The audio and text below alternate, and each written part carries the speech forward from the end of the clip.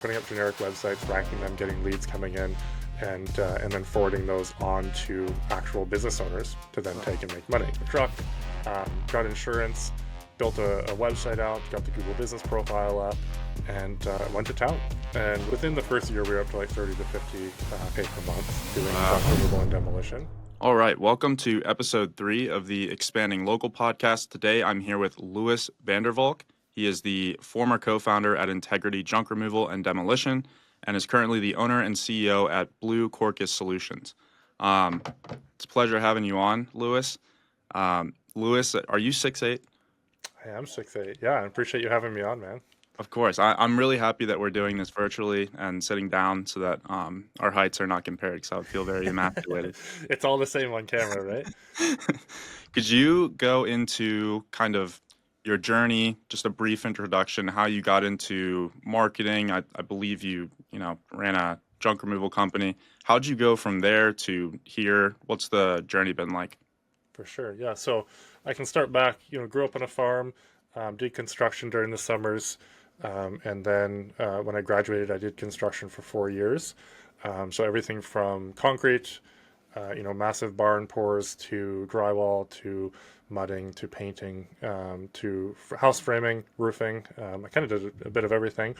And after 4 years, I was like, I think there's more that I can do and need to do if I want to have a family.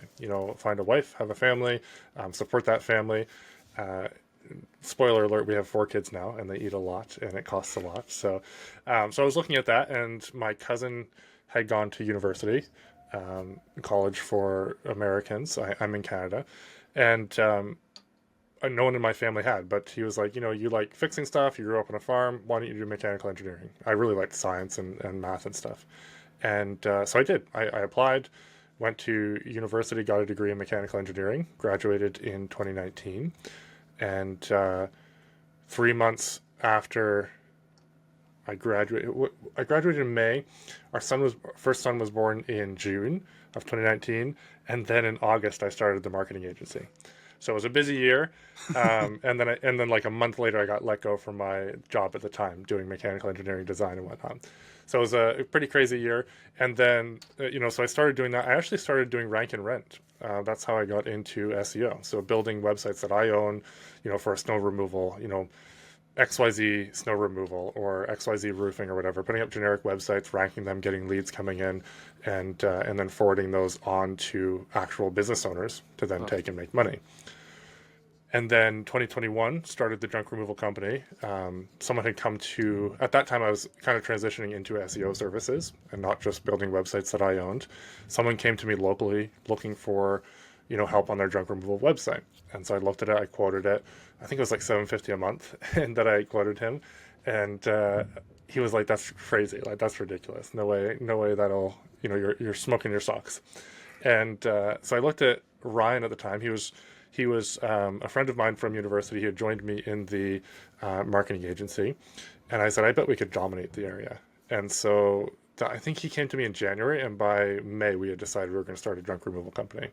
So we did that. We bought a trailer, bought a truck, got insurance, built a website out, got the Google business profile up, and went to town.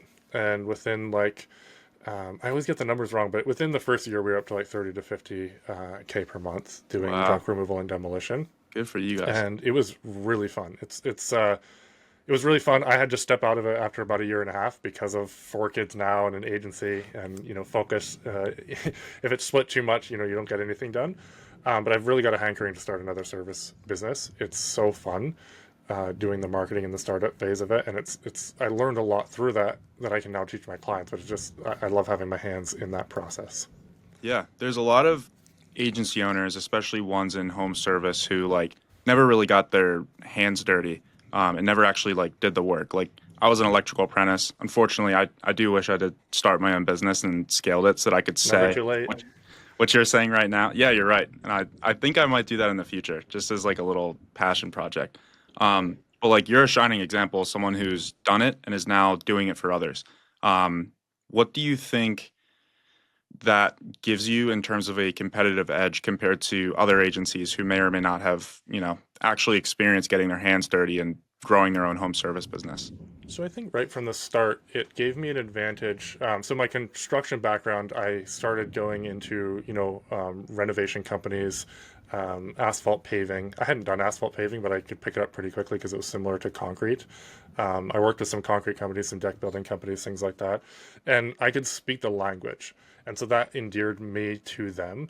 And they were like, it's not just some pencil pusher who is has no idea what these things are called and what it is that we actually want to do. And so that right from the start was something that was beneficial for my sales process. And then as we were going through and writing content and whatnot, it was something that I could be like, hey team, no, that just doesn't make sense for the industry. And so I could train my team to make sure that we were on the right track. So at your agency, what kind of services do you offer home service businesses? Websites and SEO, that's our main focus. We have tried and dabbled in Google Ads, and it's never been amazing, to be quite frank. Some of them have been great, but we've got a few clients now that we're still running it for. But SEO is my first love, and it's something that I continue to hone that and continue to learn as you need to in SEO, and then websites supplement that very well. So we'll build a website for someone, and then they'll come back a year later and say, "Cool, we're ready to start SEO." Or in the process of onboarding them for SEO, it's like, "Hey, I think you really need to rebuild this site to, get it to look better or to be a better foundation for SEO or whatnot." Perfect. Well, let's talk SEO then. So for home service businesses in particular, like what do you think the biggest changes happening in 2025 onwards are right now? I know a bunch of people are freaking out about the, different Google updates coming out and they're like losing a bunch of website traffic. How do you think businesses should be adapting to the constant and rapid change that we're seeing right now? That's such a great question. I think the number one thing, I wanted to dive right into technical stuff, but I'm going to step back to like the mindset of a business owner. And I don't remember where I got this term, but there's like kind of two people in business, whether it's agencies or home service business or what have you.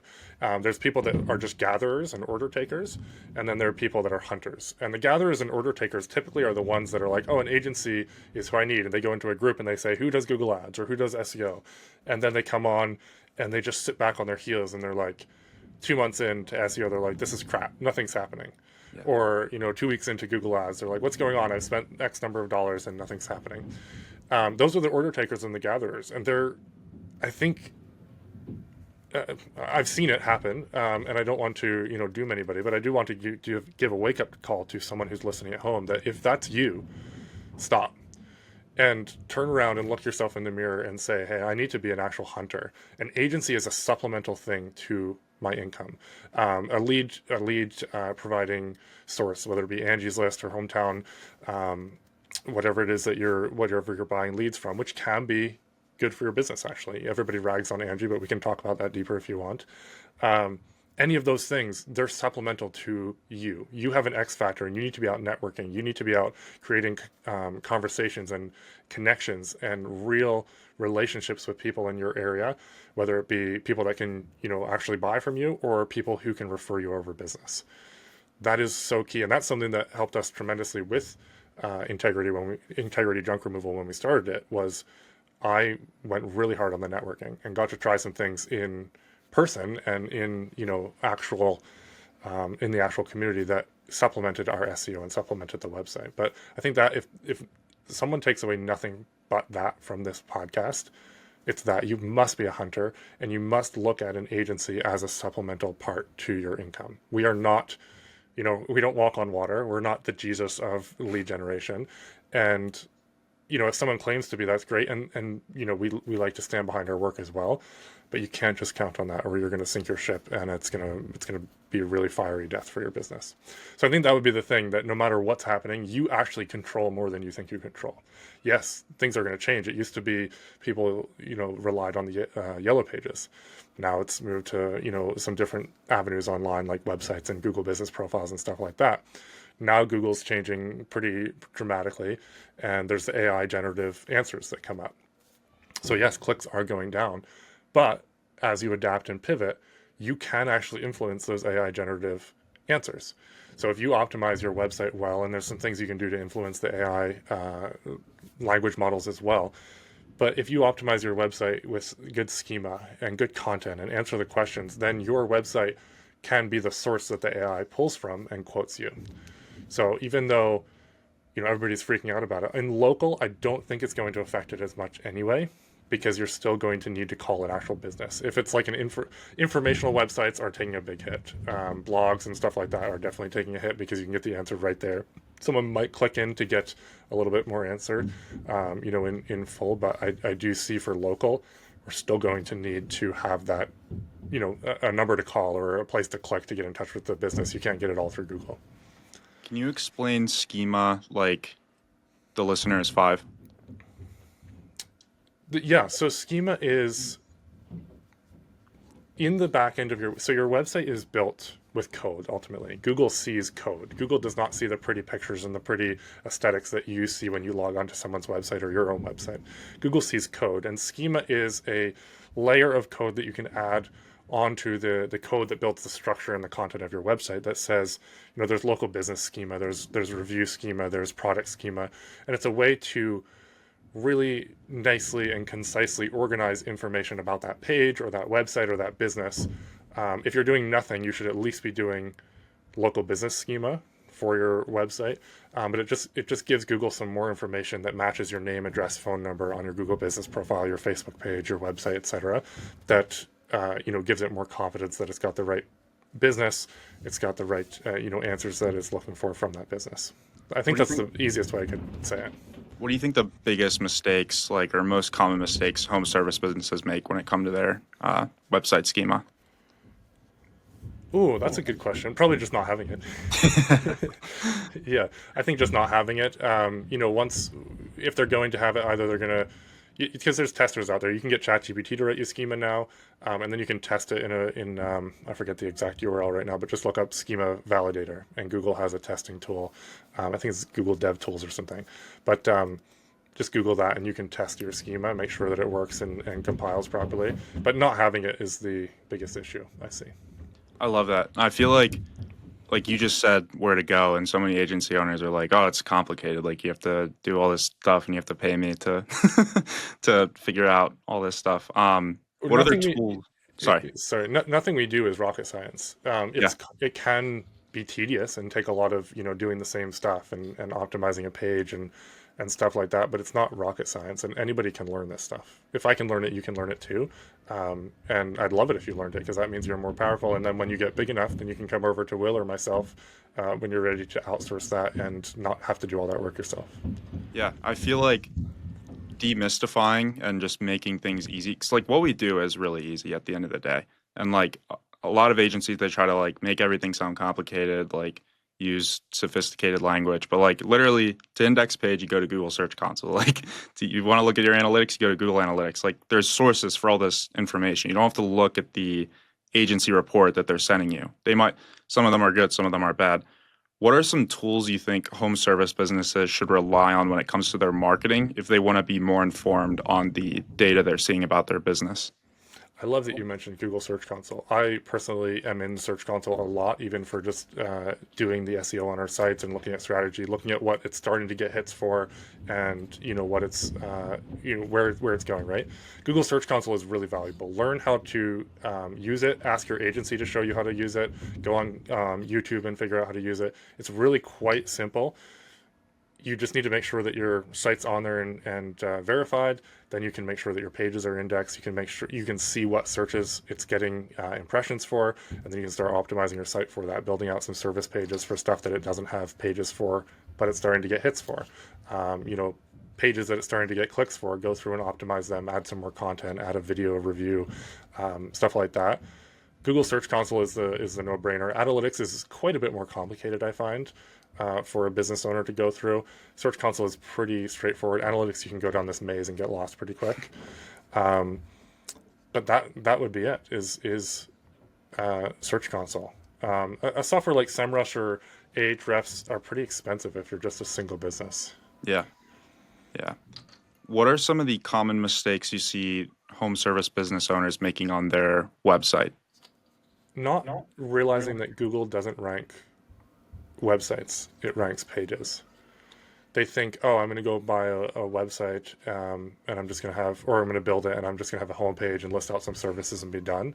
And then they're like, hey, website, we even have this, we try and be better in our sales process now, but we've had some people come in and buy a one-page website. Awesome, great starter thing. You can attach it to your Google business profile, but it's not going to be the be-all, end-all lead generation source for you. You have to put some work into that. You have to add out pages. With integrity junk removal, within the first 3 months, we had 50 pages up. So like every single service that we offered had a page.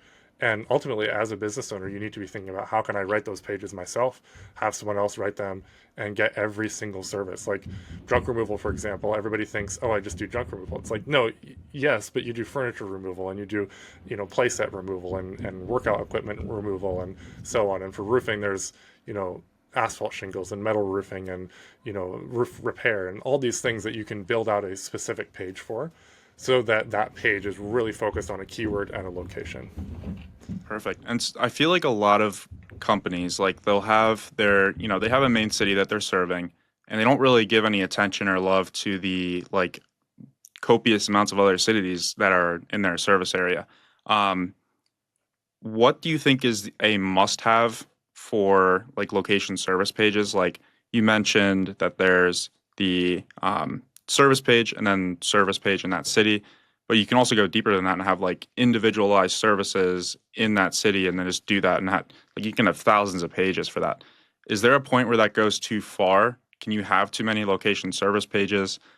What's like the bare minimum that home service businesses should be doing?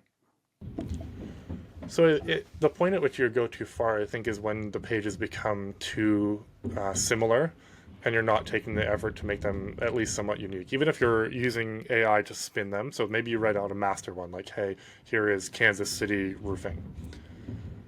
Then you take in each suburb in Kansas, you take some AI and spin it and then human edit it afterwards. You can get a fairly unique page out of that. You need to make each page on your website unique, and you need to make sure that they're being indexed. Eventually, if you see that these pages just aren't being indexed, then they're not unique enough, or there's other stuff that you need to do to make Google say, hey, this is a page that's worth taking our resources to come and find. But I mean, at least it's different for everybody. Some people, I mean, the ideal is when it's just like one location. Their website's just like hoping to dominate that suburb. But that's very unusual for someone. And so let's take roofing, for example. What niches do you serve mainly? Like pest control, plumbing, electrical, like any like home service work with your hands. Killer. So let's take plumbing, for example, right? You've got water heaters, install, tankless water heaters, regular water heaters, sump pumps, all of that, right? So you could build that out for your site. You've got your homepage and your service pages in your general area. And then every suburb can have, exactly like Will just said, a page for that suburb. We built everything out for A suburb there, and then B suburb can have all of those location optimized service pages for that other suburb. So yes, you can build out a ton of pages. You just need to look at, hey, are they getting indexed? Is there any traffic coming from it? And then, focus more on those. How important are backlinks for those pages to rank organically? So I think I actually am pretty bullish on backlinks. I've been investing quite a bit into how we can scale the unscalable stuff about backlinks. You can go on Fiverr and you can buy 1,000 backlinks right now for $10. Yeah. It's not going to do a whole lot. I have found that local backlinks and high authority relevant websites linking back do much more than tons and tons of websites that are just like directory listings and stuff like that. So yeah, I think that what we do is we do a lot to work on the main domain, and then that trickles down to the service pages. In some areas, we will directly link to the service pages if that makes sense, but we spend less time on directly linking to them and more time on building the authority, linking from the Chamber of Commerce, linking from, charities in the area, linking from parallel industries. So reaching out and saying, hey, can I write a guest blog on this on your website? So if it's a tree service company, maybe there's a landscaper that he can write a guest blog on around, hey, if you're getting ready for landscaping and you've got this massive tree in your yard, here's what you can do. You can cut it down yourself, you can get us to do it, or you can call XYZ tree service company to do that. So I think backlinks are very, very important still. I agree with that. And I'm also like, this is a kind of a question for both my own agency and then also home service businesses. I feel like you have a lot more experience with this. Reaching out to like charities and events and like sponsorships, like what does that process look like? How do you message it properly so that it's not like, hey, like I want a backlink, I'll give you money for it, or maybe that is the message. How do you go about that? So a lot of the local ones don't involve money. If you're trying to get onto like a big publication, typically there's going to be some money involved. Some of the, I mean, if you want to get on Forbes, it's all pay to play. Like you see people saying, "Hey, I got featured in Forbes." It's like, cool, that probably cost you $6,000, you know. But local, I don't know if you've read the book "The Go Giver" by Bob Berg. If you I will haven't, though. highly recommend it for anybody who's listening at home as well. It changed my life actually. It changed the whole trajectory of my agency. So if we reel back to 2020. COVID had just started. I was getting pretty desperate, you know, and that was my commission breath was showing on calls, right? And so I read the book and it just flipped my world around. And it's called The Go Giver. And the whole concept is it follows this guy. It's kind of like a little parable, but it follows this guy who's freaking out. He's about to lose his job. And then he flips his whole mindset. And the concept is how much can you give without expecting anything in return? And so we can take that same concept going back to backlinks to anything in networking, really. Because getting links from someone local is basically meshing real life networking and digital. So it's very unscalable, as I mentioned before. So like with Integrity Junk Removal, we reached out to a local community kitchen. I did have an in through my wife. She kind of knew the director. And so I reached out and said, "Hey, Cassandra, don't know if you remember me or remember Alyssa, but just started this business and I'd really like to see how we can support you guys.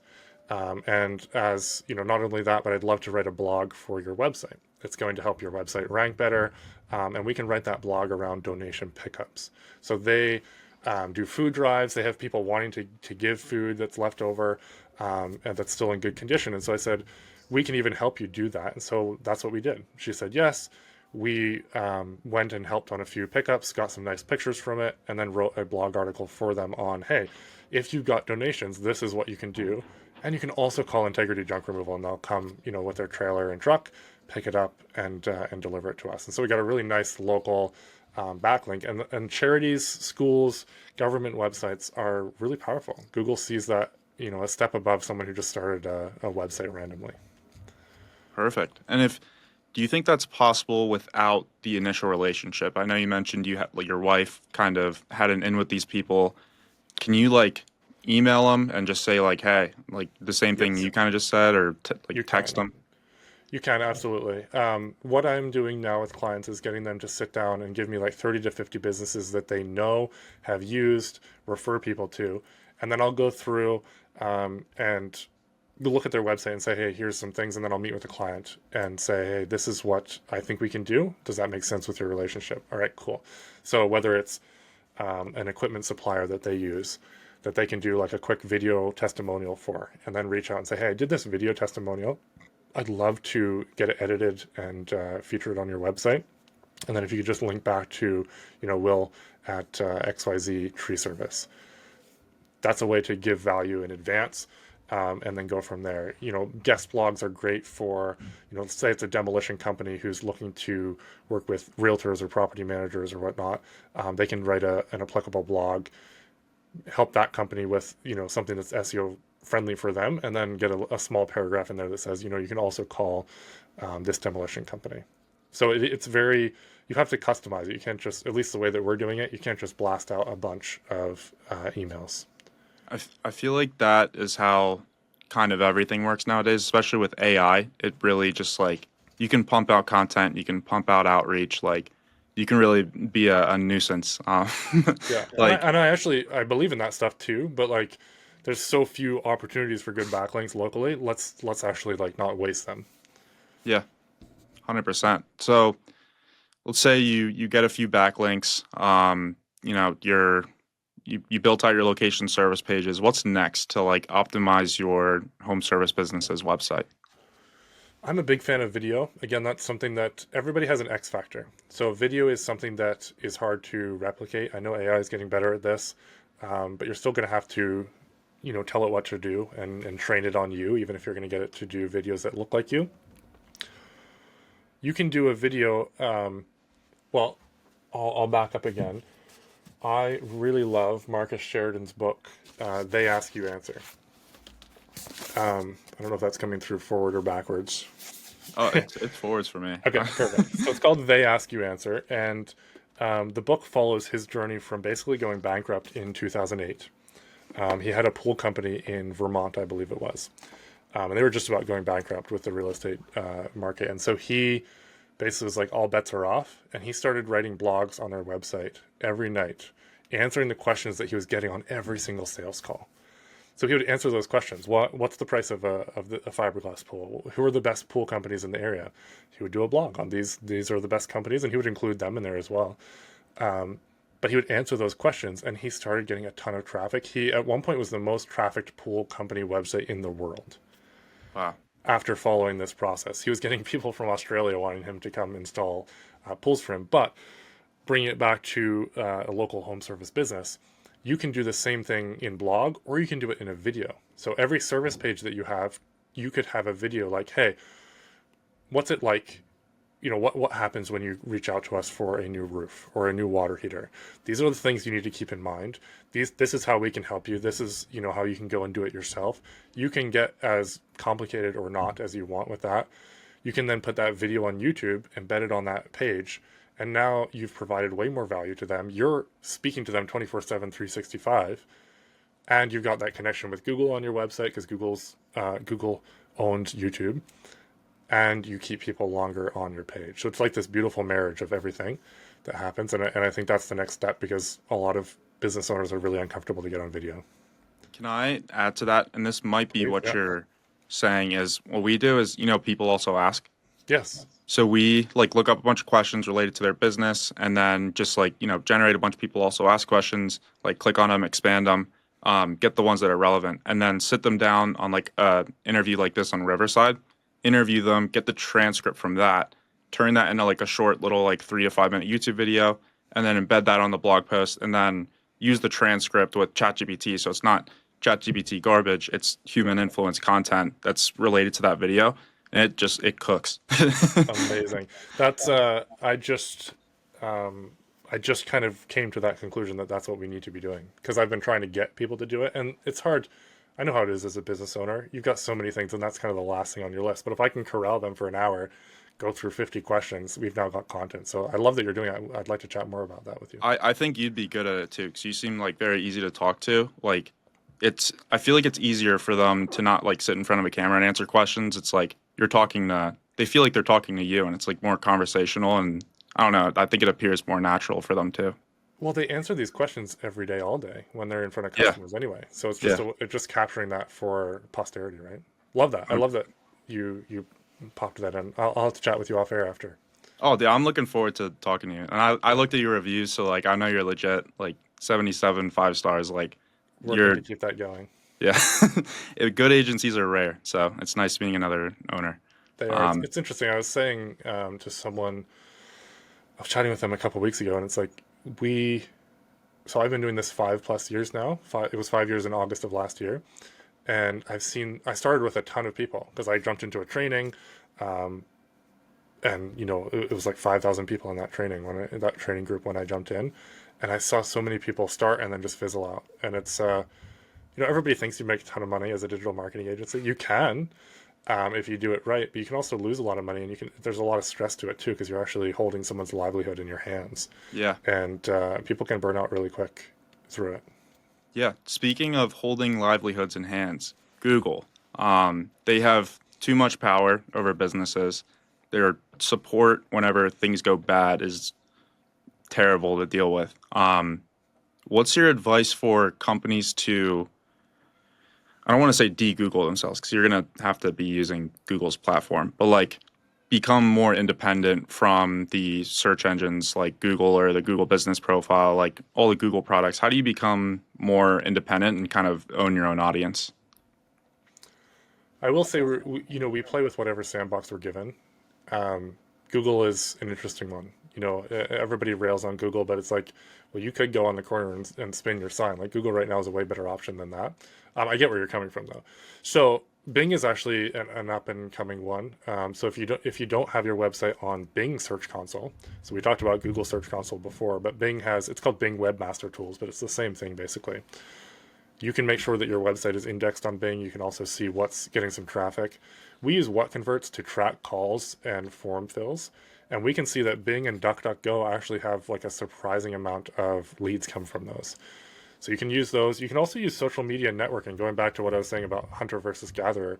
I know I had a guy that I was chatting with recently, and he like pretty much has doubled the leads he's getting from social media and community interaction that he was getting from Google before. So he's still getting those from Google, but he's getting like tons of interactions. He's doing giveaways. He's doing like business takeovers. He's just giving away a car, like jointly with like 4 or 5 other businesses locally. He's a junk removal company. That's smart. Every Tuesday he gets his, he's got a friend that has a pizzeria, and every Tuesday he gets his community and following to nominate a business that they want to be pizza bombed, basically. And then he takes the pizza out and gives it to them and gets pictures. And now he's got a ton of content that he can use. He does giveaways through like local concerts and stuff. He's just like everywhere networking on social media. Yeah, and so he owns his community for that business, and that's something that anybody can do. I love that. Wow. Yeah. I feel like there's such a stark difference between a business owner like that and ones that's just kind of like, I'm going to pay this agency and they're going to run my business for me. Like, how do you, first things first, do you work with home service businesses who might expect a little too much? And then have you seen them transform, or like, are they just not a good fit? How has that played out from your... I haven't often seen, I don't think I've ever seen a case where a business owner came to us with that mindset and then like turned it around. I'm trying to think. Well, there was one fellow, he came to us and was a little bit more of like a gatherer. And then he actually like looked at his books and he was like, wow, this is awful profit. He was in junk removal. Shout out Eddie if you're listening. And he was like, I need to like stop Google ads, stop SEO. He's doing ads himself or with another agency. He was doing Yelp ads. He was doing Nextdoor. He was running SEO with us. And he was like, he just stopped everything. And he's like, I'm taking everything back in my control, getting some better profit, and then I'll go from there. And he read The Go-Giver, and he's like crushing. He's doing like, he bought a Tesla, and he's like doing Tesla meetup networking. He's doing like realtor stuff. And he is definitely someone that went from like a little bit more laid back and just kind of hoping that things came in to like aggressively going out and interacting with his community and networking. So I've seen all of my clients, I recommend they get, especially the first review, like send them to your Google business profile, get it there. Have you seen any other platforms work? I know a lot of people like Yelp, like they've been having some struggles with because they're kind of more catered towards the reviewer and not necessarily the business. Yeah. Like what are some other platforms you think people should be collecting reviews on or focusing on? I love video review because you own that. So have a software for that, or just do a quick video with your client before you leave. Yeah, there's so much power in that. You can also incentivize them to post. You can take a picture with them. I got this from Brad Akers. He's in the roofing space. You get the client to take a picture with you. You send them that picture, and then you offer them an incentive to basically post that picture in local Facebook groups and say, hey, I just had Brad's roofing company out. They're amazing. You should give them a call. And then he gives them $100 if they do that. Wow. And so it's a way to really get, like, people go on Facebook, people go on Google, but like if you see people recommended in Facebook that way, like that is so powerful and so impactful. I think Facebook reviews are actually beneficial too, because Google looks at that pretty aggressively. Google, Facebook, and Yelp are the 3 that I typically recommend people go after. LinkedIn recommendations are good too. But. Do you recommend running ads on any of those other platforms? Like I know Yelp has an advertising part of it. Angie's has an advertising thing. Like, do you use that? Do you recommend it? Or what's your thoughts there?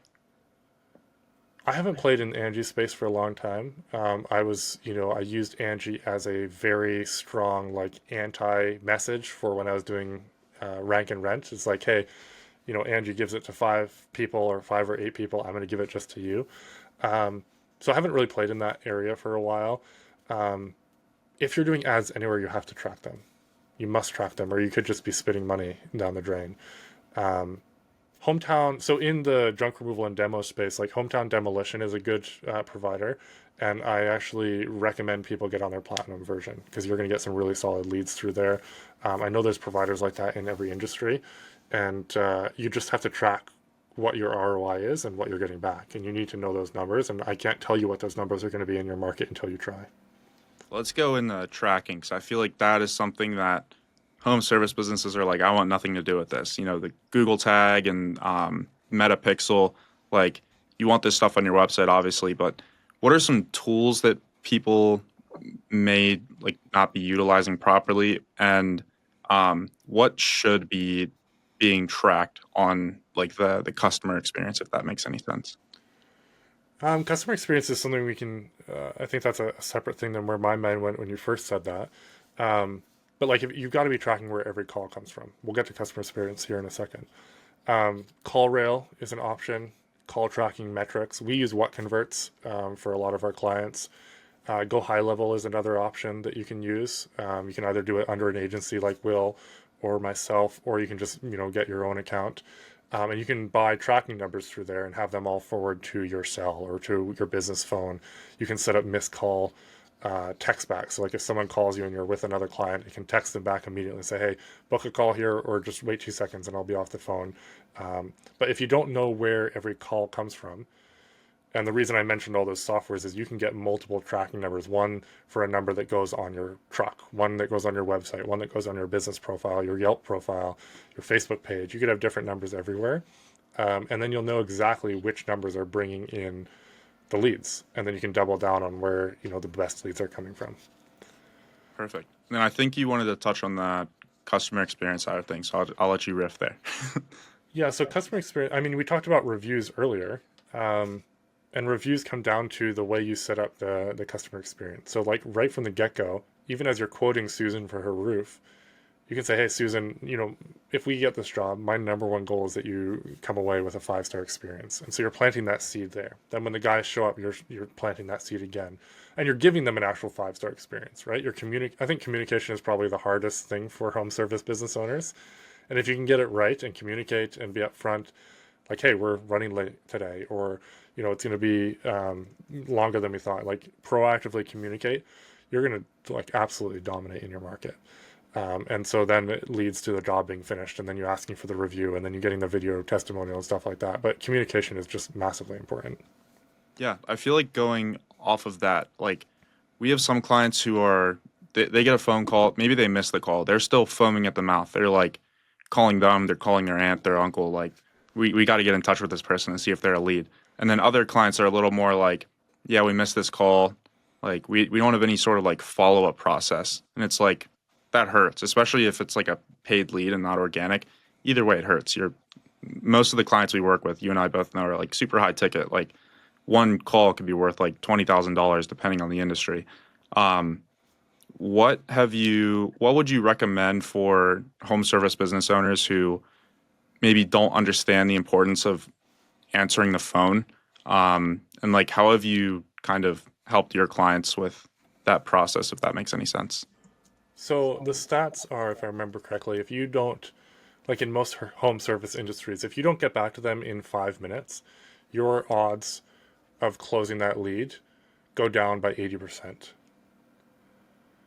And then the other stat that's crazy is that a lot of sales are made after the 12th touch, which is like, if you're not getting back to them immediately, you're missing out. And then if you're not following up with them, whether it's to make an appointment to go out and quote it or after you quoted it, then you're missing out on a ton of sales too. So like those are pretty scary stats if you look at like what you're actually making now, and if you were doing, tweaking those dials a little bit to follow up more and follow up faster, that's some pretty insane revenue drivers right there. I think I could be wrong here, but I watch a lot of Tommy Mello stuff, and I think he mentioned that like if you don't answer the phone in the first second that it rings, or within the first ring, like I don't know the percentage, but the chance of you converting that person drops substantially, which like is insane because it's Yeah. gotten so competitive. Like, I don't know. I feel like it's kind of hard if you don't have a dedicated CSR and like the training and all that stuff. Maybe you're like a one-man shop just running with your van. Um, I don't even know what kind of question I'm trying to lead this into. Let's go back to let's go back to websites. Tommy's, for those that haven't checked him out, Tommy is someone I watched and listened to a lot when I was first getting going. He knows his stuff. Yeah, yeah. I saw him on your podcast. I'm very jealous. I reached out to him on I'm, Facebook. I'm going to see if I can get him on again. I don't know. That was like 2 years ago, and now he's a lot busier and a Yeah. lot more famous. So I don't know. Fingers crossed that we both get him on the podcast. I reached out to him on Facebook and he was like, yeah, reach out to send me an email to this email. And so I reached out to him. Haven't heard back yet, but I'm just going to keep He did talking. that to me too, like 2 years ago. So it worked out.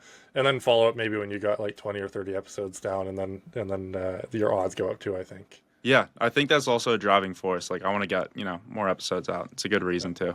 Yeah, I know some people that don't come on until you've got like 100 episodes. They're like, I won't go on any podcast under 100 because it shows that you're serious and have an audience and stuff like that. Yeah, I don't blame them either, honestly. I mean, That's not me. I'm here. I'm excited to be here. But eventually we'll both get to that point, hopefully. yeah, 100%.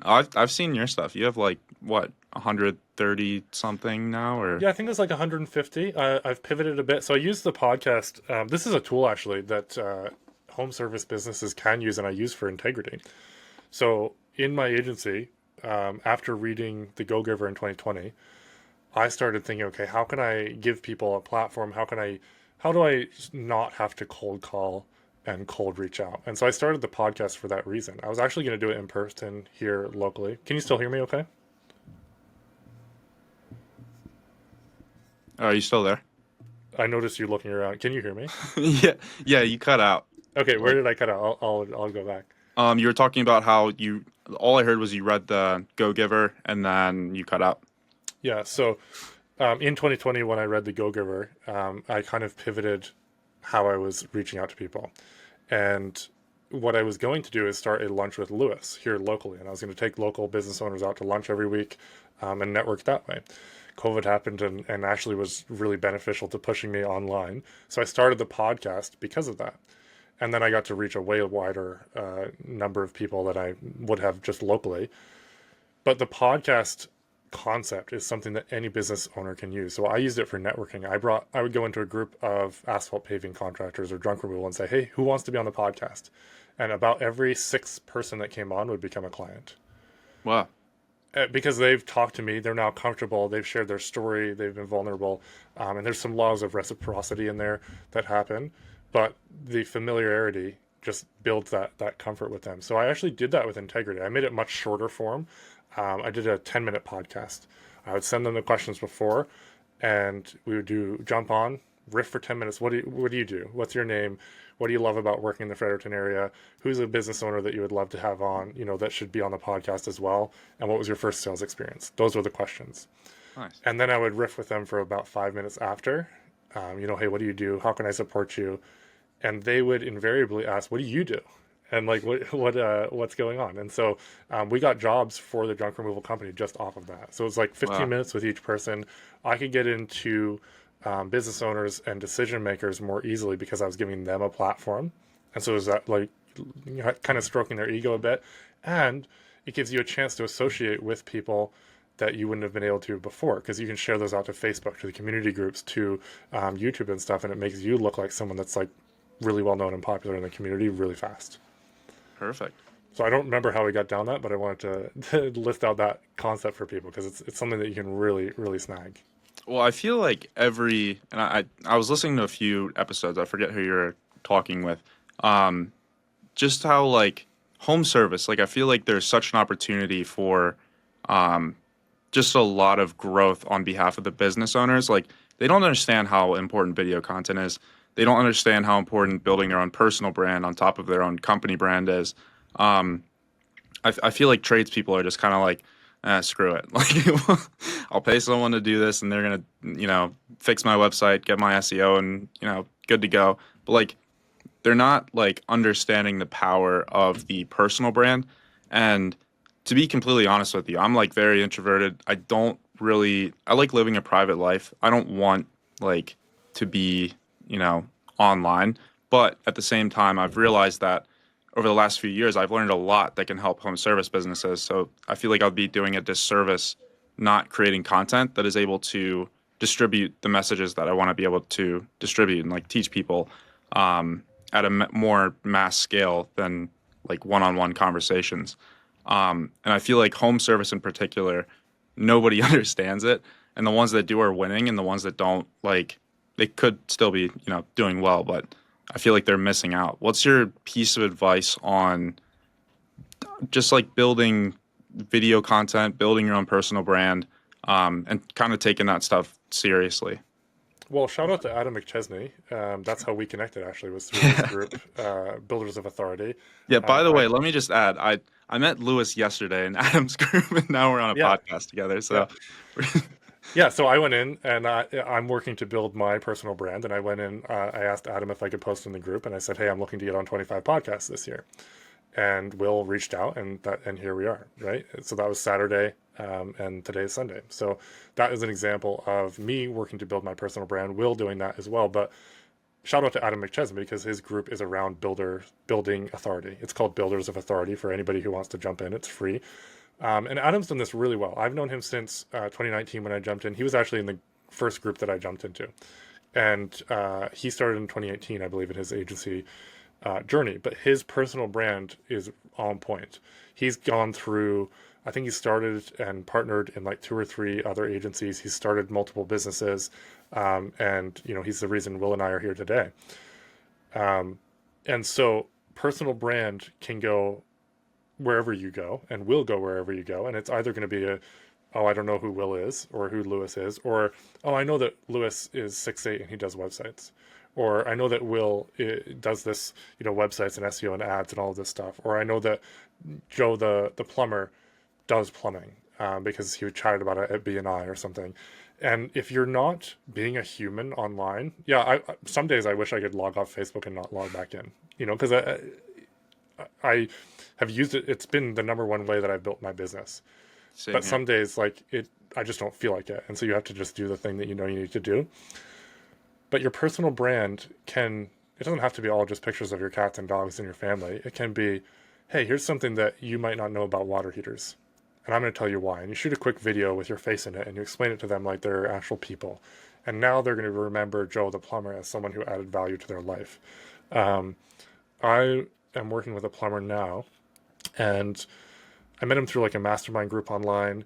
And then I distinctly remember when I put him on my list of people I wanted to work with. He made a post.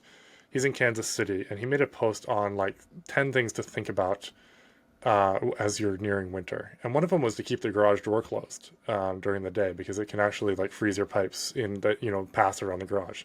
And it whacked me upside the head, because we leave our garage door open all the time and we're in Canada. And I was like, crap, we could be losing pipes. And so I remembered that, and I know that other people did, because I saw it being shared in Texas. I saw that post being shared in Florida. And Mitch had done a great job at providing value for people with something that wasn't just, hey, I'm over here and I do plumbing and please, purchase my services. But that's a way that you can build your brand. Sure, you can do an anecdotes. You can do dad jokes like I do to sometimes switch it up. You can talk about your kids or your family or the vacations you're going on or your dogs. But be a person, provide value, and people will remember that, because you have an X factor that no one else has. Will has an X factor. I have an X factor, because we're ourselves and we're people, and there's no two people that are exactly alike. 100%. I kind of want to go into the relationship between websites and Google business profiles. And I think a lot of home service businesses don't understand that they are very interconnected, and Google, takes that connection seriously, and it's a major factor in your ranking. What is the relationship between your website and your Google business profile? And then how can you optimize that relationship to make Google happy? Yeah, 2 separate entities, but definitely connected. Here's one that doesn't relate entirely to SEO. So we've had 3 clients that have been in this same scenario. They've built up a great brand in their community. They've built up a great Google business profile with lots of reviews and everything. And then they had this really crappy GoDaddy or Wix site that like was attached to their Google business profile. So we brought them on, we redid their site, and all three of those guys within 2 days had paid for their website because their conversions just went way up. Because now people were visiting their business profile because they would, they were ranking fairly well on their business profile. They would visit the business profile, and almost everybody clicks into the website from there. They might call directly, but they're like, hey, I want to see what this business is about. And they went to the website, and now it looked really amazing. It showed their ethos. It showed the digital side of their actual real life networking and good human, personality. And so their conversions just shot through the roof, and it was amazing, and like made me really happy because it turned into some great case studies that I wasn't expecting. But like that is, how they interact just from a practical standpoint. From an SEO standpoint, your website and your business profile, the info on there has got to be all the same. The hours that you list on your business profile should be in the footer of your website listed as well. The address, even if you don't have the full address on your website, like you might have your business out of your home, Google still sees that full address. So let's say it's 123 Will Troup Road, Kansas City, Missouri. I like this example. Yeah, thank you.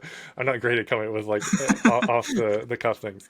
And so maybe you don't want to show your road, your 123 Will Road. You can still say Will Road, Kansas City, Missouri. You don't have to put your exact house number, but matching it up as closely as you can, having that address in the footer, etc. If you're putting a tracking number on your website, you're probably going to want to a different tracking number on your Google business profile as the primary number, but your secondary number can be the main business number. So Google still sees that continuity between your name, address, and phone number everywhere. And then the services that you list on your website, matching the services and products on your Google business profile are big.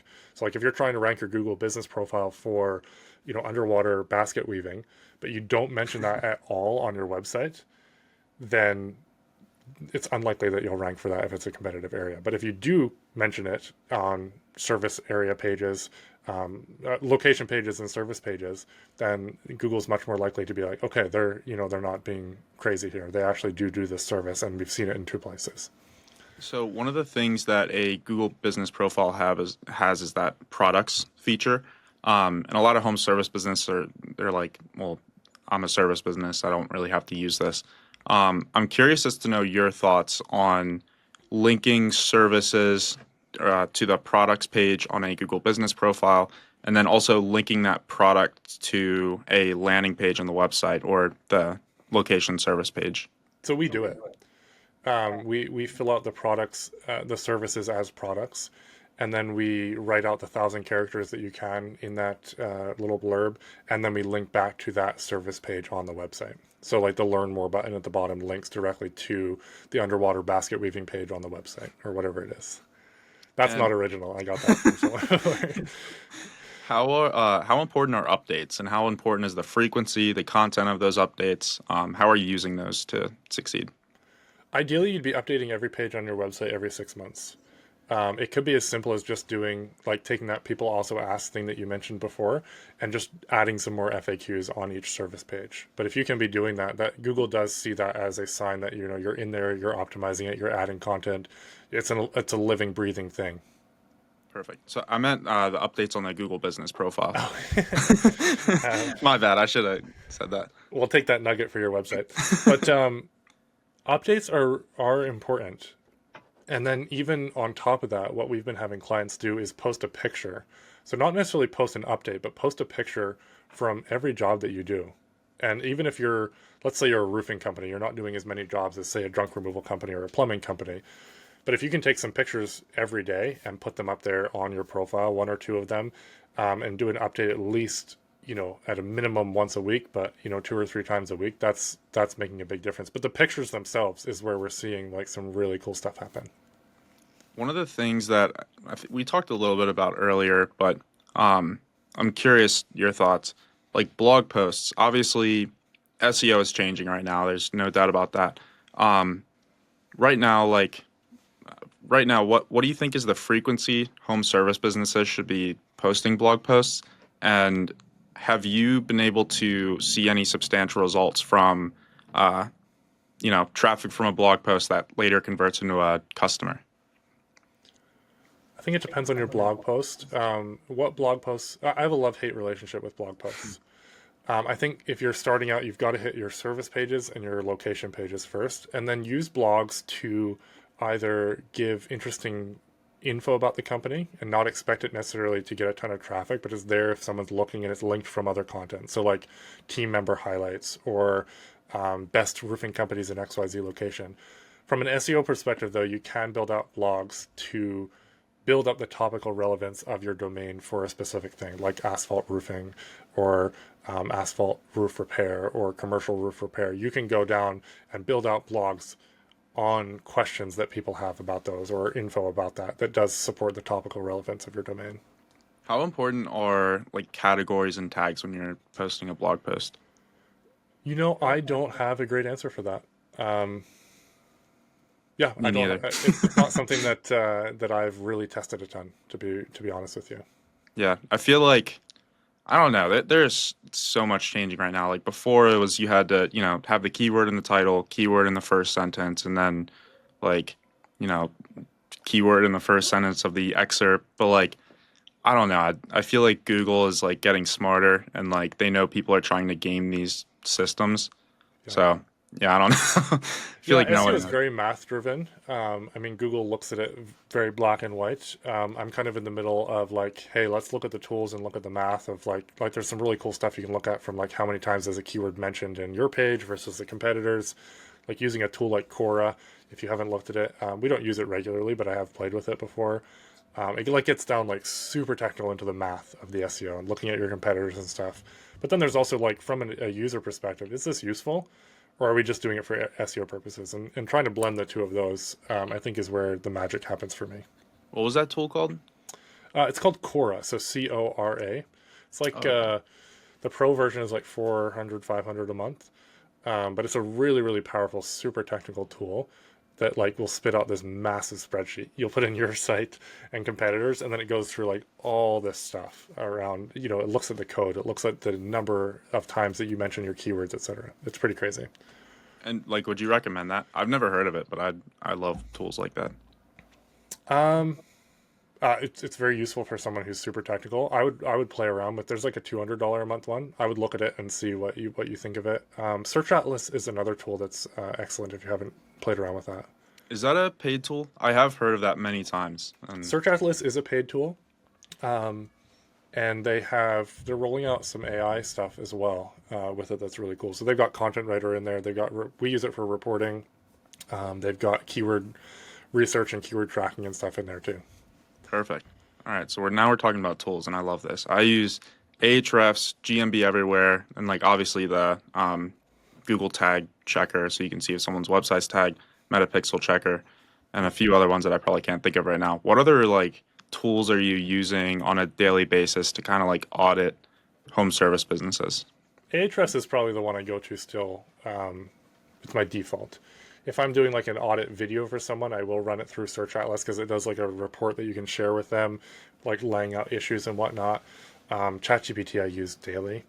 I use it less for content writing because I'm not in that department, but I use it a lot for data analyzation.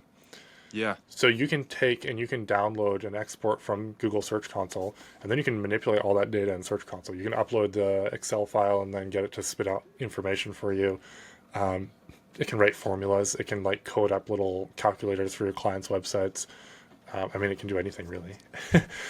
But I use that a lot. Local Brand Manager is one that we use for Google Business Profiles. It's got a really neat interface. It's got cool reporting.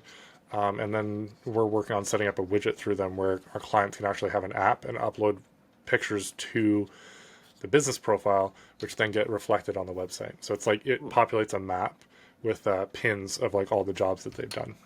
oh, I like that. That's Super cool. awesome. Yeah, pretty Oh, inexpensive too per profile. Another one for backlinking is I'm going to forget it now. LinkRocket.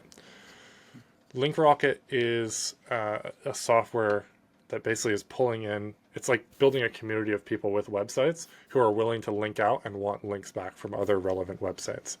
So they're pretty strict about the process. You have to verify it through a tag that you actually own the website. Then they'll go in and manually look at the website, to make sure that it's, not a spammy website or niche. And then, you get a request.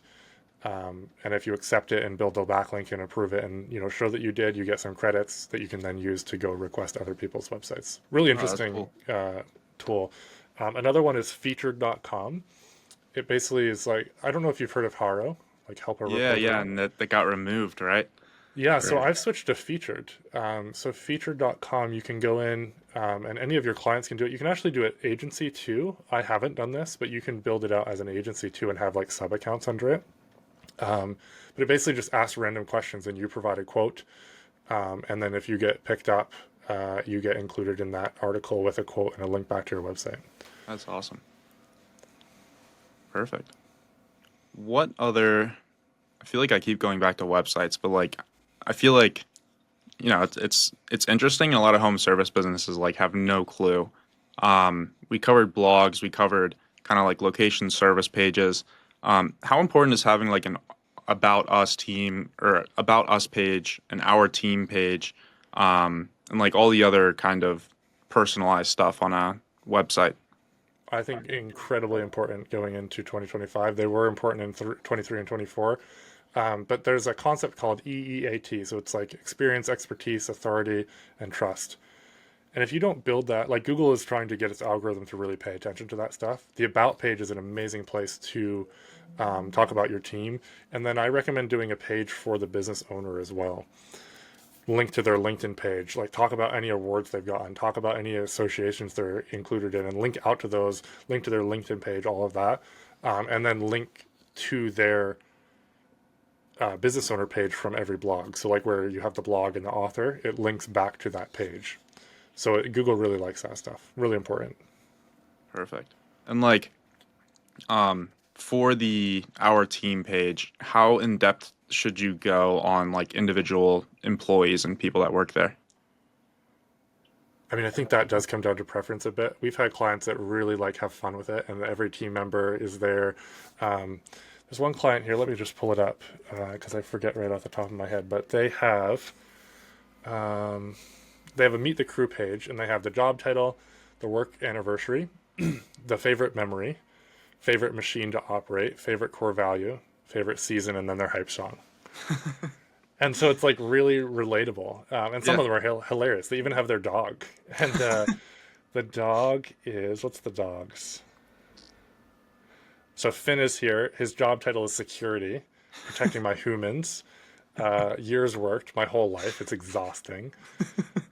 Favorite memory, barking at intruders, naps under my desk, hiding my ball under desks so they have to get it for me. His hype song is "Who Let the Dogs Out." I like that a lot, actually. Yeah. So they had a lot of fun with that one. They have really solid branded pictures for all of them, even like some videos where they follow them around. It's a seal coating, line striping company out of Charlotte. So they've done a really cool thing there with that one. But at least have, you and maybe your salesperson and a couple people. Our Blue Crocus team page, actually, we're in process of building it out because it was me for a while only. And so we're, business owners, you have to do what you're comfortable with. But the more you can build trust with a potential client, the more you're also building trust with Google. Yeah, 100%. Do you run any like local services ads or Google ads for your clients? So we do add Google ads a bit. Local service ads we haven't done a lot of. We're not doing any currently. I'll show them how to set it up and then let them run it typically. So Google ads we're not taking anybody on at this point, but we do have a few clients right now that we are doing it for. Yeah, I feel like you chose the hard one. Like Google ads, like it's 10 times more sophisticated than LSA. Yeah. But at the same time, I feel like you don't really like LSA. It's just you set up the account, they mark leads. There's not a whole lot to do. Yeah. I know agencies charging like $700 a month to manage LSA, and I'm like, man, yeah, that's ridiculous. Yeah. We just include it in our fee. Like, literally, you don't have to do anything as an agency for LSA. It's all in the company. Yeah. And like, there's companies that like mark leads for their clients, but I feel like that's not like you got to train your clients to do that. Yeah.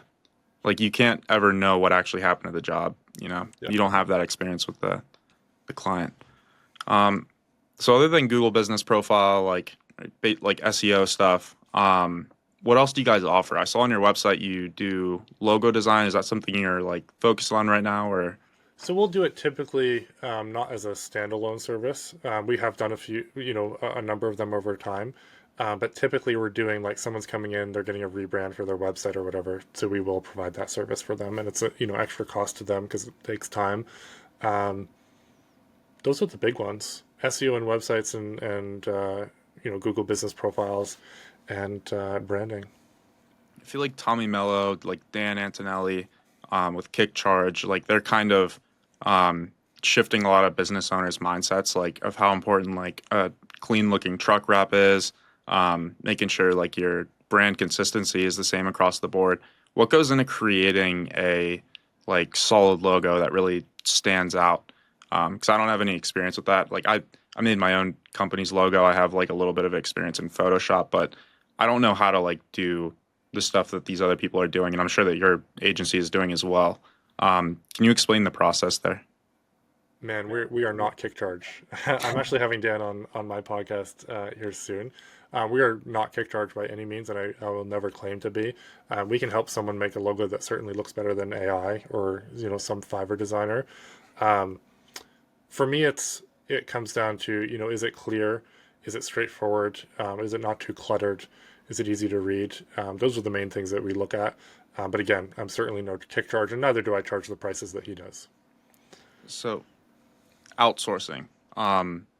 What should be outsourced and is like can be responsibly outsourced, and what should be done by a business owner, and what should be done by a marketing agency for a home service business?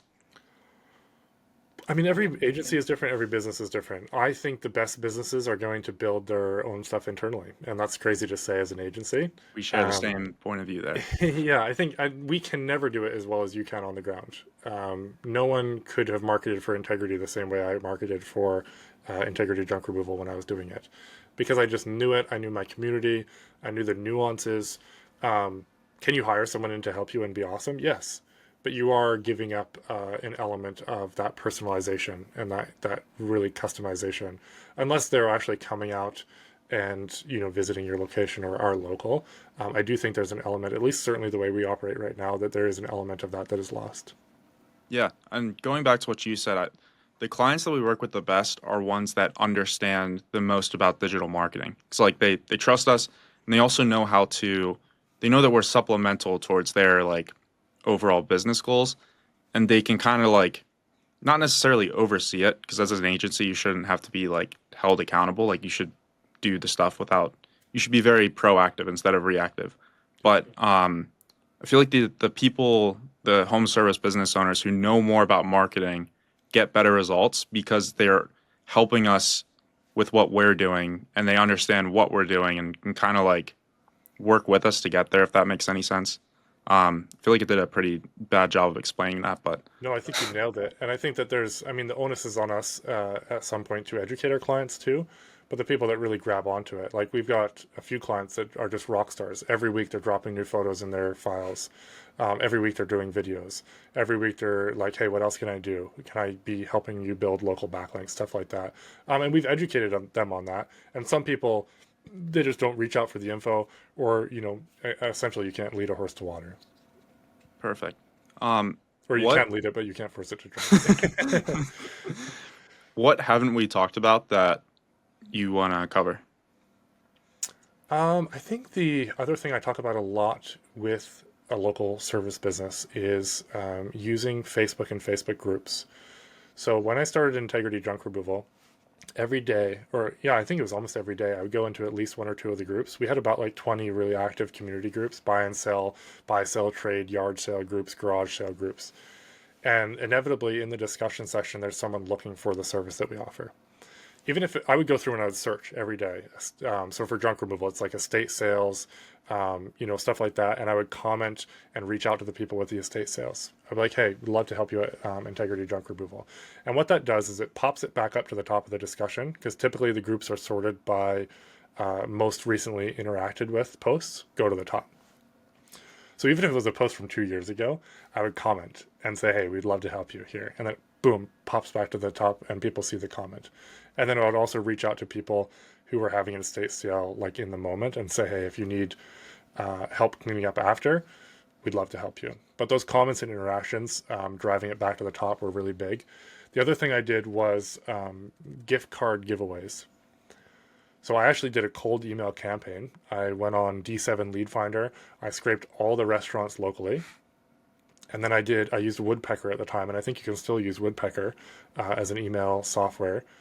Threw all those into the email software and then had like a 4 email sequence. And I was like, hey, restaurant owner, we are a business that's, starting up here locally. We love the community. We love what you're doing. And we'd love you to be a part of our giveaway series. I hadn't done any yet, but I sent it out, and then there would be some follow-ups. And basically I was asking them to give me a $50 or $100 gift card free, and no expense to me. And I got people reaching out, replying, saying, yeah, come in and pick it up. Hotel, restaurants, stuff like that. And then what I would do is I would do a giveaway every 2 weeks saying, hey, we've partnered with, Joe's Cupcakery, and we're giving away a $50 gift card to them this week. The giveaway closes here. Comment below if you want it, tag your friends, etc. And every comment or interaction gets a thing. And then I would do a live video running through all the names and picking a random winner. And I do that every couple of weeks. I would put some money behind that. I would actually boost that post locally, and I would post in all the buy and sell community groups. So we got tons of interaction and growth on our Facebook page that way. And again, you're like giving people stuff that they then want to reciprocate, and then you become kind of a fixture in the local market doing that. And it was really fun, and everybody loves food, right? So it was I found it a good thing for people. So when you're doing cold outreach, how do you make sure you're not ending up in the spam inbox? That's kind of what scares me. I'm certainly no expert at that, and it's tougher now than it was, in 2021 when I was doing it. We're starting up some cold email stuff for the agency now, and I've got a guy doing that. But what you can do is, so I scraped them from D7 Lead Finder, then I ran them through Neverbounce, which is a software that checks your list to see if they're decent emails. And that usually took 25% of the emails off the list. And then I would put them in and do a follow-up sequence. So I don't know what my percent spam versus inbox was, but I got enough replies to be happy with the result. Yeah. Yeah, because that's first of all, I want to start doing, email outreach. I don't know if I want to do cold or generate my own list. But also I don't want to get a client's email in the spam folder. That would be a nightmare. Yeah. So I'm curious. Well, I can tell you what I've learned now. I actually did it from our Lewis at Integrity Junk email. I wouldn't do that now. I would use something like Instantly, that you can get multiple domains, connect them all inside the Instantly hub, set up the emails, and then warm them up using Instantly. And then they're different domains than your actual business domain, so you're not ruining your actual business domain reputation. So even if those ones get in the spam, you can just buy another one, warm it up, and go with that. Perfect. And do you know if so let's say I sent emails from will@localsync.com and they had a really high open rate, but then I sent new ones from support@localsync.com or no reply, whatever. Does the trust and the spamminess ratings, does that go across the domain, or is it just that I don't know. I actually had that question yesterday. When I was planning out our cold email, and I was going to reach out to my buddy Matt at Coldlytics. Do you know Coldlytics? No, but you should check them out. So he's actually local to us, but he's crushing it with agencies, and they do scraping, and then they human verify all the leads. So he's really good at cold email, and he's really good at data acquisition for agencies, and a lot of agencies have really, really loved his service. So I was going to reach out to him and ask, but I'll report back when I know the answer. Awesome. Yeah, because I feel like this is the one thing where I'm I have no clue how this works, and I don't want to mess it up. It's scary. I do know you should use different domains. So we have, I'm actually looking at doing some cold outreach for clients as their agency, reaching out to local businesses for backlinks. And so I started one up. Instead of Lewis at Blue Crocus, I did blue-crocus.ca, and I bought a few variations of that to warm up for the cold email, so I don't ruin my actual domain email. Perfect. Yeah, I feel like me and you are kind of in a similar spot with backlinks. Like I just today before this call, like I'm trying to find ways to I don't know, communicate the message that it's a win-win for everybody. And like Yeah. you don't have to pay. And it's like it's literally you're increasing your organic ranking and there's no cost associated with it. Like it also as an agency owner, then if they're cool with it, send a backlink back to my site. So Yeah. Yeah. like I don't know. I feel like once you can like find a way to scale that and crack that code, that would be pretty valuable. So we've done something interesting too. We're very careful about interlinking all of our clients. We don't do that. We'll pick and choose some random ones, but I've also been reaching out to agency owners who have, like yourself, who have a list of clients, and then we'll strategically not directly link back and forth to each other, but like you'll link to one of my sites, and then another one of my sites will link to your client sites. We'll get client permission to do that, but that's a way to get like relevant niche home service backlinks from websites which should be raising in domain authority because we're all working on them. Yeah. And can you go into that too? Like the exchanging, you don't want to go like directly back and forth, especially like in a very short time frame. Like you almost want to middleman it. How do you like manage that when it comes to swapping backlinks? So I'm very careful with our client sites, especially if we're linking to like other agency clients, or I don't want to make a web of our client sites because that basically looks like a private blog network to Google. I am of the opinion that it doesn't matter as much for local backlinks. So like one of the strategies we'll do for our clients is we'll build out a page on their site that has like businesses we love or trust or whatever, however they want to put it. And then they basically do a mini directory on their site. That's another way to, give a bit before asking for a backlink. And so if they're linking out to, Joe's Tree Service and they're also asking Joe's Tree Service to link back to them, I don't think, like if you're doing it and you're not doing like 100 of those a day, you're building up those over time. I don't think that that's what is as spammy to Google. I haven't seen it affect it a whole lot, and in fact the results are quite the opposite, like really, really positive. But if you're going out and like going on Fiverr and getting 100 links that you link to them and they link back, like that just doesn't look super relevant. But if they're all local, like Google knows that people have local connections and want to be referring each other and stuff like that. What links do you think are more important? Links from people in your GeoGrid that are in like non-competing categories, or people in your same category that are not competing in your GeoGrid? I don't have an answer. I think both are really important. The niche relevant and geographical relevance is really, really powerful stuff. Another way to get some of those local links is to do something noteworthy and then just reach out to news stations and say, hey, I've got a story. We did that. We spun it that two graduates of the local university were starting a junk removal company. That's how we spun the story for us. And then we had like 4 or 5 news stations call us, do phone interviews, and write stories. And they were really powerful news backlinks. Can you go through the process of reaching out to news agencies for like a story? Like who do you contact? How do you contact them? So a lot of them, if you know your local news stations, like I reached out directly to like one was called Huddle. It was like an entrepreneur magazine here in the province. I reached out to like some pretty specific ones. Well, actually, I made a list and then I got someone on my team to just message from her email and say, hey, this is something that's really cool that's happening.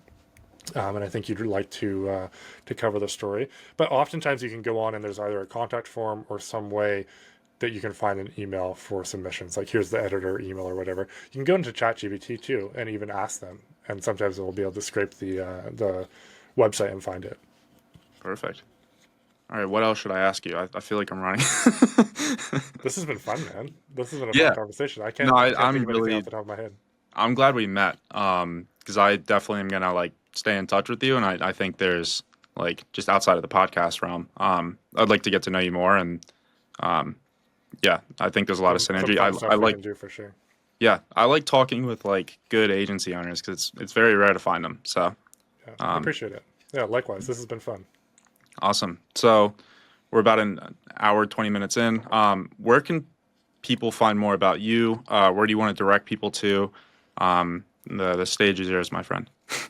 Yeah, search my name. It's a very SEO friendly name. There's no other Lewis Vandervalk out there. So whatever pops up is me. Bluecrocus.ca or bluecrocus.com. I've got both. They all go to the same place. But search my name and you'll see the agency website. You'll see my personal website, which links over to the agency. Reach out if you've got questions. Always happy to help. And if I can't help, I'll refer you to Will. Awesome. You heard it here. Lewis, if you're a home service business listening to this, you need help with marketing. I mean, I've seen Lewis's agency's reviews. He's got literally 5 stars across the board. So, he's good.